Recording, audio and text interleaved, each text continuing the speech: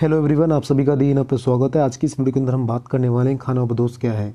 दोस्तों, आपने आसपास में अपने देखा होगा कि आज के समय में जो भी लोग हैं वो शहर, गांव, कस्बे या फिर इलाकों में रहते हैं, ठीक है, जहां पर घनी आबादी में लोग निवास करते हैं।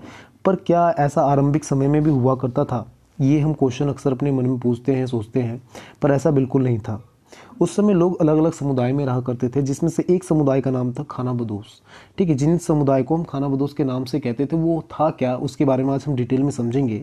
खानाबदोश दोस्तों उन समुदायों को कहा जाता था जो एक जगह स्थिर रहकर नहीं रहते थे, मतलब एक स्थान पर वो टिक कर नहीं रहते थे। जो खानाबदोश समुदाय था वो मौसम के अनुसार, ज़रूरत के अनुसार एक स्थान से दूसरे स्थान पर ट्रैवल करता रहता था, घूमता रहता था। इसे हम घूमतू जाति भी कहा कहते हैं। ठीक है, आगे हम बात करते हैं दोस्तों, इसके बारे में आज हम डिटेल में समझेंगे खानाबदोश क्या है। ठीक है, इसके क्या कारण था कि एक जगह से दूसरी जगह घूमते रहते थे, तो इसको पूरा डिटेल में हम समझते हैं। दोस्तों, अगर आपके पास कोई क्वेश्चन हो मेरे लिए, ठीक है, तो आप डायरेक्टली विश्वजीत नब पे जाइए, मुझे वहाँ पे फॉलो कीजिए और मुझसे कोई भी क्वेश्चन पूछ सकते हैं। ठीक है, फेसबुक, इंस्टाग्राम, ट्विटर पे भी। और इस वीडियो की अगर पीडीएफ चाहिए तो टेलीग्राम ग्रुप को ज्वाइन कर लीजिए, डिस्क्रिप्शन में लिंक दिया हुआ है, तो वहाँ से आप मुझे फॉलो भी कर सकते हैं, क्वेश्चन भी पूछ सकते हैं, अगर कोई सजेशन हो तो वो भी दे सकते हैं। अगर आगे हम बात करें दोस्तों, तो खानाबदोश होता क्या है, तो सिंपल सा शब्दों में कहें तो अपने स्थान को बार बार बदलते रहना खानाबदोश कहलाता है। कि कोई भी व्यक्ति या कोई भी समुदाय एक जगह टिक कर नहीं रहता तो उसे हम खानाबदोश कहते हैं। यहाँ पर मैं एक व्यक्ति के बारे में बात नहीं कर रहा, पूरे समुदाय के बारे में बात कर रहा हूँ। इनके समुदाय में सामान्य तौर पर मतलब 10 से 20, 50, 100 लोगों का समुदाय हुआ करता था। इतना बड़ा समुदाय होता क्यों था कि अगर मान लो कहीं पे टिक कर रह रहे हैं या फिर कहीं पे गए हैं तो वहाँ पे किस तरह का खतरा है, किस तरह की ज़रूरतें हैं, कितने लोगों की ज़रूरत पड़ेगा, इस कारण से उनका पूरा समूह होता था जिसमें 20, 50, 100 लोग रहा करते थे। ठीक है, जो एक जगह से दूसरी जगह घूमते रहते थे। अगर हम नॉर्मली बात करें तो खानाबदोश कबीले और जातियों को अपना क्षेत्र होता था। ठीक है, उनका अपना अपना क्षेत्र होता जिसमें आवश्यकता अनुसार घूमते फिरते रहते थे। ऐसा नहीं है दोस्तों कि घूमते घूमते आज यहाँ है तो कल दूसरी जगह पहुँच गए। उनका एक लिमिटेशन होता था कि भाई इतनी बड़ी जगह है तो इसमें ही आज यहाँ पर है तो कल यहाँ पर। इतनी बड़ी जगह मतलब ये नहीं कि एक छोटा सा इलाका, जैसे मान लो एक एग्जाम्पल लेके चलते हैं दिल्ली का, कि दिल्ली पूरा इतना बड़ा है। अब दिल्ली में ना ये इस कोने से आता है, नॉर्थ दिल्ली से आता है, वो घूमतू जाती है और घूमते घूमते वो साउथ दिल्ली जा सकता है। ठीक है, वेस्ट दिल्ली जा सकता है, सेंट्रल दिल्ली आ सकता है। तो ये हो सकता है, ये नहीं कि अब दिल्ली से निकल कर अमेरिका चला गया, ऐसा नहीं होगा। ठीक है, मतलब वो अपने इलाके में ही इधर से उधर घूमता रहेगा, एक फिक्स इलाका होता है। ठीक है, आमतौर पर उन्हें स्थान परिवर्तन और खाद्य उपलब्धि पर निर्भर करता है। ठीक है, स्थान परिवर्तन उनका मेन रीज़न क्या होता है कि एक जगह से दूसरी जगह जाना, उनके जो खाने पीने का जो सामान होते हैं उस पर निर्भर करता है। अगर मान लो वो विंटर में कश्मीर में है तो उसको खाना पीना मिलेगा क्योंकि वहाँ पे सेब उगते हैं। ठीक है, पर अगर मान लो कश्मीर में है विंटर के अंदर में, पर वहाँ पे बर्फ़ पड़ रही है जिसके कारण से वहाँ पे अनाज नहीं है। ठीक है, तो वहाँ पे वो रुक के करेगा क्या? पहाड़ी इलाके में गया, वहाँ पे बर्फ़ पड़ रही है विंटर के समय में, तो वो वहाँ पे रहकर करेगा क्या? वो भूखे मर जाएगा। तो क्या करेगा? मैदानी इलाकों की ओर पलायन करेगा। ठीक है, अब मैदानी इलाकों में अगर गर्मी पड़ रही है और वहाँ पे गर्मी पड़ने के कारण से फल सब्जी उतनी नहीं है तो क्या करेगा? पहाड़ी इलाकों की ओर जाएगा। तो इस तरह से उनका चलन चल रहा होता है कि जहाँ पर ज़रूरत हो। अगर मान लो यहाँ पे पानी का सोर्स अच्छा है तो वहाँ पे पानी वाले के पास रह रहा है। अगर यहाँ पे पानी का सोर्स ख़राब हुआ या गंदा हुआ, कुछ भी हुआ, ख़त्म हुआ, तो दूसरी जगह जाएगा जहाँ पर उसको सुविधाएँ मिलेंगी। ठीक है, तो इस तरह से उनका जीवन चलता है।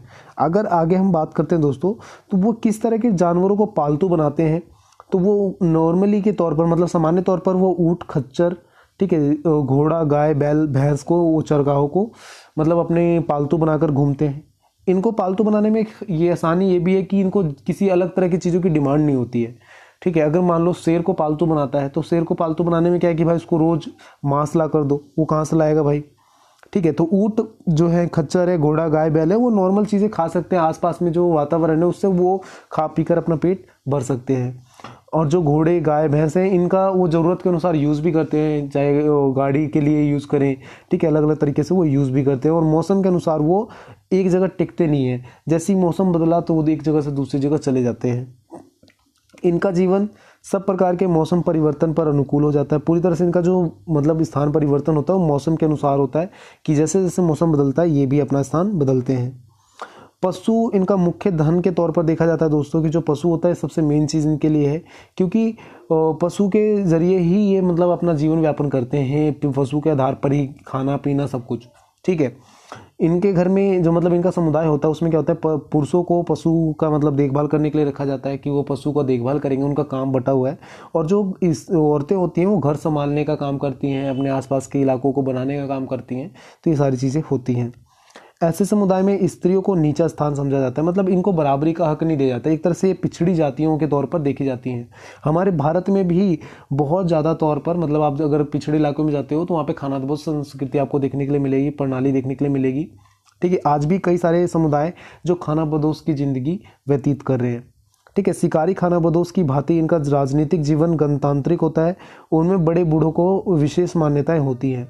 इनके समुदाय में यहाँ पे गणतांत्रिक की बात करता है तो मतलब क्या होता है कि जो लोग होते हैं उनके समुदाय में, जैसे मान लो 100 लोगों का समुदाय है तो उनमें से ही एक बड़ा बुजुर्ग जो होगा, जो लीड कर रहा है ग्रुप को, वो इनका हेड बन जाता है। और हेड बनने के बाद वही डिसाइड करता है कि किस समुदाय को कहाँ पे जाना है, कैसे रहना है, ठीक है, कौन सा जगह सही रहेगा, सुरक्षित रहेगा। वो एक तरह से लीडर का भूमिका निभाता है।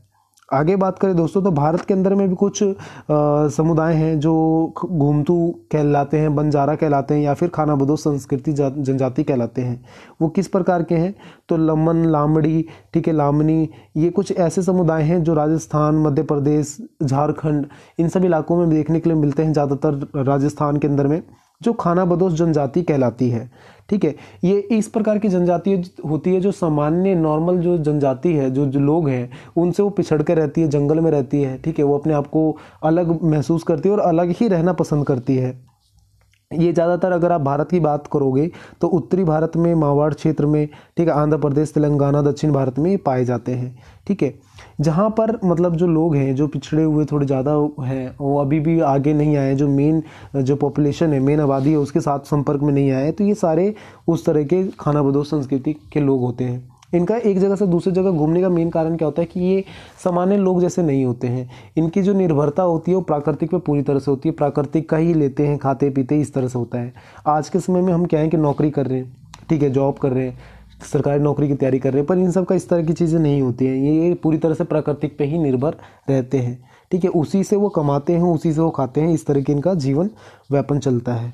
तो आज के समय में तो फिर भी बहुत हद तक क्या होता है, लोग पैसे पे निर्भर होने लगे हैं। खानाबदोश जो लोग हैं वो भी पैसे की ओर भागने लगे हैं।